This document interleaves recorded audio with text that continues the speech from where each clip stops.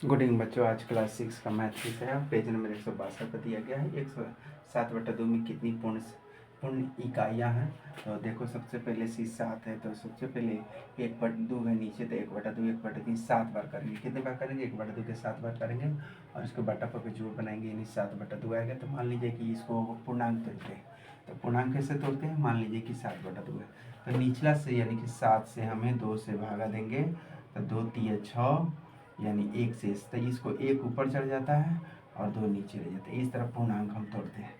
तो यहाँ यानी कि जैसे 3 पूर्णांक 1/2 और 3 को अलग भी जोड़ सकते हैं। तो मान लीजिए 3 को अगर 3 प्लस 1/2 को अगर फिर बाटा पर के जोड़ बनाएंगे, तो मान लीजिए किस तरह एक इसका बाटा छुपा रहता है। तो मान लीजिए कि बाटा छुपा रहता है, जैसे 2 और 3 दूनी कितना हो गया? 6 1 7, यानी कि कितना हो गया? 7/2। फिर किसी तरह तोड़ कर बनाएगा तो यानी 7/2 आएगा, 7/2 आएगा। तो इसमें कितना है? 3 पूर्ण इकाई है। कितने पूर्ण इकाइयाँ? 3 पूर्ण इकाइयाँ हैं। सेम उसी प्रकार के 4/3 और 7/3 में कितनी पूर्ण इकाइयाँ?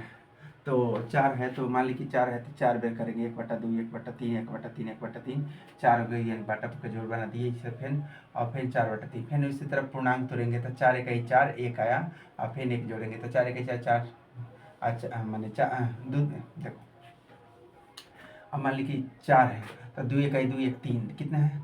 2 इकाई 2 1 3, यानी 2 इकाई 2 1 3। 1 मिनट रुको, 3 है ना, तो यहाँ तुमको 2 दूना 4 1 5, तो हमको यहाँ बटा 3 4 को कर लिए, ठीक है।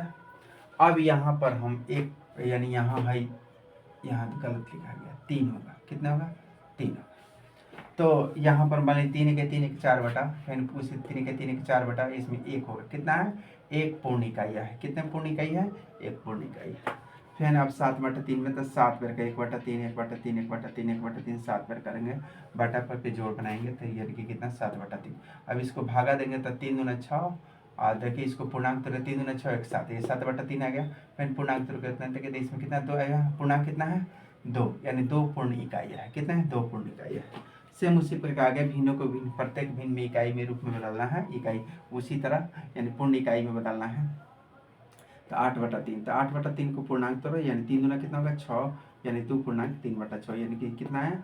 8। तो मान लीजिए कि 8 यहाँ 2 है, तो 1 2 2 जोड़ेंगे, 1 2 जोड़ेंगे, यानी कि 2/3।